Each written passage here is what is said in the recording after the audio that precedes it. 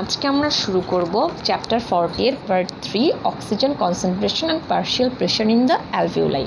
অ্যালভিওলাসের মধ্যে অক্সিজেনের পার্শিয়াল প্রেশারটা কত হবে সেটা মেইনলি ডিপেন্ড করবে কার উপর, অক্সিজেন কনসেন্ট্রেশনের উপর, অ্যাজ এখানে একটা গ্যাসিয়াস ফেজে থাকতেছে। এবং তাহলে কনসেন্ট্রেশনটা অ্যাকচুয়ালি কিসের মাধ্যমে নির্ধারিত হবে? প্রথমত আমার অক্সিজেন কতটুকু অ্যাবজর্ব হচ্ছে এবং নতুন অক্সিজেন কী পরিমাণে আসতেছে।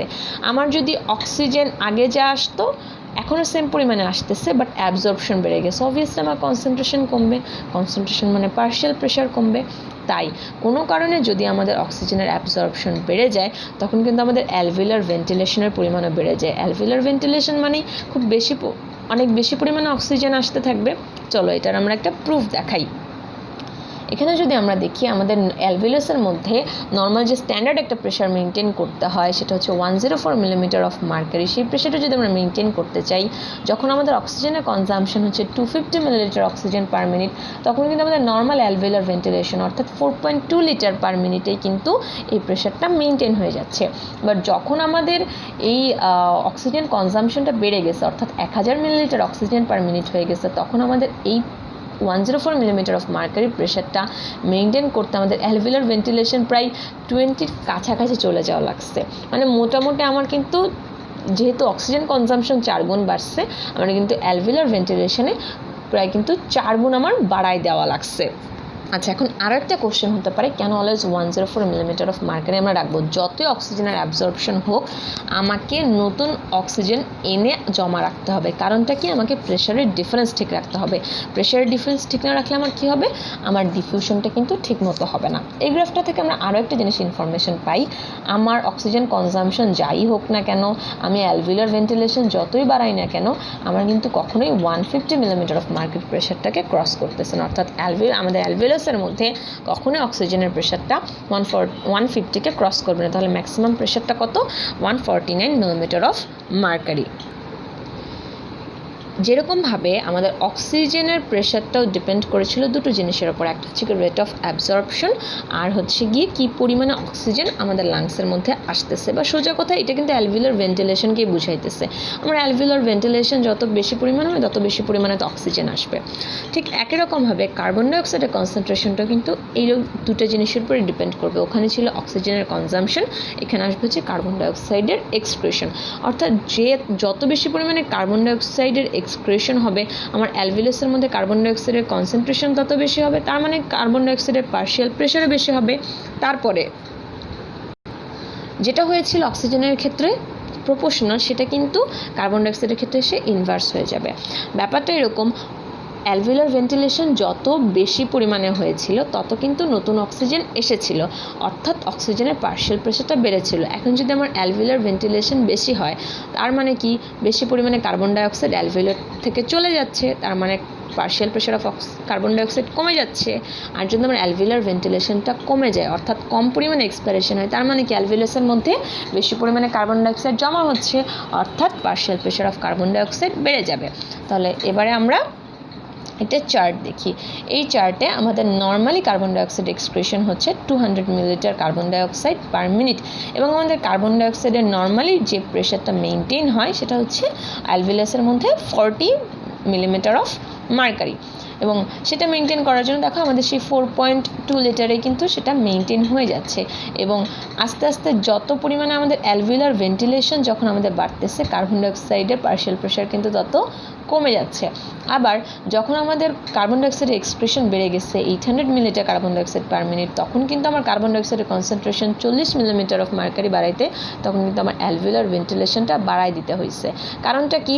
কারণটা হচ্ছে কারণ তখন তো আমার বেশি পরিমাণে কার্বন ডাইঅক্সাইড আসতেছে, তাই আমাকে বেশি পরিমাণে কার্বন ডাইঅক্সাইড বের করে দিতে হচ্ছে। আমি যদি বেশি পরিমাণে কার্বন ডাইঅক্সাইড বের না করে দিই তখন তো আমার কার্বন ডাইঅক্সাইডের পার্শিয়াল প্রেশার কী হবে? বেড়ে যাবে। দেখো নর্মালি আমাদের 4.2, নর্মালি তখন দেখো আমাদের পার্শিয়াল প্রেশারটা কত হবে? 125 পার্শিয়াল প্রেশার হয়ে যাবে কার্বন ডাইঅক্সাইডের। কারণটা কি? কার্বন ডাইঅক্সাইড বেশি উৎপন্ন হয়েছে, আমি সে পরিমাণে কার্বন ডাইঅক্সাইড বের করতে পারিনি। তাই কার্বন ডাইঅক্সাইডের পার্শিয়াল প্রেশারটা আমাদের স্ট্যান্ডার্ড লেভেলে রাখার জন্য আমাদের অ্যালভিওলার ভেন্টিলেশনের পরিমাণটা বাড়াই দেওয়া লাগছে। আচ্ছা, এরপরে expired air is a combination of the dead space air and alveolar air, সেটা সম্পর্কে আমি কিন্তু পার্ট 2 এর ভিডিওতে বলে দিয়েছি। এবারে আসে diffusion of the gases through the respiratory membrane. এই রেসপিরেটরি মেমব্রেনটা পড়ার আগে আমরা আগে জেনে নিই রেসপিরেটরি ইউনিট সম্পর্কে। এটা সম্পর্কে কিন্তু আমরা লাংসে পড়েছি, যেটাকে আমরা রেসপিরেটরি লোবিউলো বলে থাকি। এটার মধ্যে কি কি থাকে? Respiratory bronchiole, alveolar duct, atria এবং অ্যালভিউলাই। অ্যালভিউলাসের নর্মাল ডায়ামিটার কত? 0.2 মিলিলিটার। এবং এই অ্যালভিউলাসের গায়ে কিন্তু ক্যাপিলারিগুলো টোটাল একটা শীট আকারে থাকে। এবং আমাদের এই অ্যালভিউলাসগুলো আলটিমেটলি কিন্তু আমাদের লাংসের সারফেস এরিয়াকে অনেক বাড়ায় দিচ্ছে, যাতে ডিফিউশনটা কিন্তু অনেক বেশি পরিমাণে হয়। এরপর আসি রেসপিরেটরি মেমব্রেন সম্পর্কে। যেটুকু জায়গা আলটিমেটলি আমাদের গ্যাসগুলোকে ক্রস করা লাগতেছে সেটাকে আমরা বলে থাকি রেসপিরেটরি মেমব্রেন বা পালমোনারি মেমব্রেন। এবার আসি রেসপিরেটরি মেমব্রেনের মধ্যে কি কি থাকতেছে। A layer of fluid containing surfactant that lines the alveolus and reduces the surface tension of the alveolar fluid. অর্থাৎ আমাদের এয়ারগুলাকে আলটিমেটলি অ্যালভিউলার ফ্লুইড ক্রস করা লাগতেছে, দেন অ্যালভিউলার এপিথেলিয়াম ক্রস করতে হচ্ছে, তারপরে অ্যালভিউলার বেসমেন্ট মেমব্রেন, এই যে এপিথেলিয়াল যে বেসমেন্ট মেমব্রেনটা, তারপরে একটা interstitial space between the alveolar যে এপিথেলিয়াম অ্যান্ড ক্যাপিলারি মেমব্রেন, তারপরে ক্যাপিলারি বেসমেন্ট মেমব্রেন, দেন ক্যাপিলারি এন্ডোথেলিয়ামকে আলটিমেটলি ক্রস করতে হচ্ছে। আরও একটা ব্যাপার যদি আমরা এখানে খেয়াল করে থাকি, সেটা হচ্ছে এখানে টোটালি দেখানো হয়েছে যে কতখানি জায়গা আলটিমেটলি এটা কভার করে থাকে। এটার থিকনেসটা যেরকমভাবে কম, ঠিক একই রকমভাবে এটার জায়গাটা আমাদের অনেক বেশি পরিমাণে হওয়ার কারণে, সারফেসটা বেশি হচ্ছে, ক্রস সেকশনাল এরিয়াটা বেশি হওয়ার কারণে আমাদের কিন্তু ইজিলি ডিফিউশনটা হচ্ছে। আর 0.2 মাইক্রোমিটার হচ্ছে আর কি এটার থিকনেসটা। থিকনেস যেহেতু কম হচ্ছে, দ্যাট মিনস ডিস্টেন্স কম হচ্ছে। ডিস্টেন্স কম হওয়ার কারণে কিন্তু আমাদের ডিফিউশনটা বেশি হচ্ছে। আরও একটা ব্যাপার, এখানে যে ডায়ামিটারটা দেওয়া আছে সেটা তো রেসপিরেটরি সেটা হচ্ছে অ্যালভিউলাসের ডায়ামিটার। তো কিন্তু আমাদের রেসপিরেটরি যে মেমব্রেন সেখানে তো আমাদের এন্ডোথেলিয়ামটা রয়েছে। আমরা যদি পালমোনারি ক্যাপিলারি ডায়ামিটারটা বলি সেটা হচ্ছে মাত্র 5 মাইক্রোমিটার। তাহলে এটার এন্ডোথেলিয়ামের ডায়ামিটারটা ঠিক কতখানি কম। আরও একটা ব্যাপার যেটা যেহেতু এই ক্যাপিলারি ডায়ামিটারটা কম, তাই রেড ব্লাড সেলটাকে আলটিমেটলি স্কুইজড হয়ে থাকতে হয়। অর্থাৎ রেড ব্লাড সেলটা আমাদের ক্যাপিলারি ওয়ালের সাথে একদম লেগে থাকে, যার কারণে কিন্তু এয়ারটাকে আমার এই প্লাজমার মধ্যে এত বেশি পরিমাণে ডিজলভ না হয়ে ডিরেক্টলি তারা কিন্তু রেড ব্লাডের মধ্যে ইজিলি চলে যেতে পারে। এবার আসি factors affect the rate of the gas diffusion through the respiratory membrane. Same কথাটা আসতেছে, মেমব্রেনের থিকনেসটা কতটুকু, সারফেস এরিয়া কতটুকু, ডিফিউশন কোএফিসিয়েন্টটা কতটুকু, পার্শিয়াল প্রেশার ডিফারেন্সটা কতটুকু। আমরা ডিফিউশনের যে ফ্যাক্টরগুলো পড়েছিলাম এখানে কিন্তু সেই ফ্যাক্টরগুলাই রয়েছে। যদি কোনো কারণে আমাদের রেসপিরেটরি মেমব্রেনের থিকনেসটা বেড়ে যায়, অর্থাৎ এডেমা ফ্লুইড জমা হয়েছে ঠিক, বা কোনো এক কারণে একটা ফাইব্রোসিস হয়ে আমাদের রেসপিরেটরি যে মেমব্রেনের পার্টটা ওটার থিকনেসটা বেড়ে গেছে আর কি, তখন কিন্তু আমাদের ডিফিউশনটা কম পরিমাণে হবে। এরপরে সারফেস এরিয়াটা কমে গেছে, যেমন এমফাইসেমাতে কিছু কিছু অ্যালভিউলার ওয়ালস করে গেছে, অ্যালভিউলার ওয়ালগুলো ডিসলিউশন হয়ে গেছে, দ্যাট মিনস আমাদের সারফেস এরিয়াটা কমে গেছে, তখন কিন্তু আমাদের ডিফিউশনটা কম হবে। এরপরে ডিফিউশন কোএফিসিয়েন্ট, যেটা সম্পর্কে আমরা এর আগেও বলেছিলাম, সেটা কি ছিল?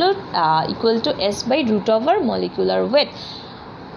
এখানে সলিবিলিটি বেশি হলে অবভিয়াসলি মলিকুলের পরিমাণটা বেশি হবে, মলিকুলের পরিমাণ বেশি হলে ডিফিউশন বেশি হবে। এই যে দেখো, কার্বন ডাইঅক্সাইডের সলিবিলিটি বেশি হয়, কার্বন ডাইঅক্সাইড অক্সিজেনের চাইতে 20 গুণ বেশি পরিমাণে ডিফিউজ হয়। আমরা এর আগের ভিডিওতেও সেম কথাটা বলেছিলাম। এবার আসি পার্শিয়াল প্রেশার ডিফারেন্স। আমি আবারও এটার ব্যাপারে বলবো যে এখানে কিন্তু আমার সলিবিলিটি ফ্যাক্টরটা আসতেছে না, আমি এখানে অক্সিজেনের দুই পাশের প্রেশারের কথাটা বলতেছি। অক্সিজেন এমনিতেই সলিবলটা কম হচ্ছে, যেখানে আমার প্রেশার বেশি সেখানে তাও আমাদের ওই ফ্লুইড সারফেসটার উপরে বেশি পরিমাণে কনসেন্ট্রেশন আছে, বেশি পরিমাণে অক্সিজেনের মলিকিউলটা আছে। বাট যেখানে আমার পার্শিয়াল প্রেশারটা কম সেখানে কিন্তু ব্যাপারটা এরকম না যে ডিজলভ হয়ে গেছে তাই ফিউয়ার মলিকিউল আছে তাই পার্শিয়াল প্রেশারটা কম, এরকমটা একদমই না। ওখানে অ্যাকচুয়ালি আমাদের সেই অক্সিজেন মলিকিউলটাই কম আছে। দেখো, যেখানে অক্সিজেন মলিকিউল অনেক বেশি সেখানে ডিজলভ কম হয়েছে, যেখানে অক্সিজেন মলিকিউল বাইরেই কম, অক্সিজেন মলিকিউল কনসেন্ট্রেশন কম, সেখানে ডিজলভার কতটুকু হবে। তার মানে কি ডিফিউশনটা কোন জায়গাতে হবে? এই বেশি পার্শিয়াল প্রেশার থেকে কম পার্শিয়াল প্রেশার অঞ্চলের দিকে। ধন্যবাদ সবাইকে।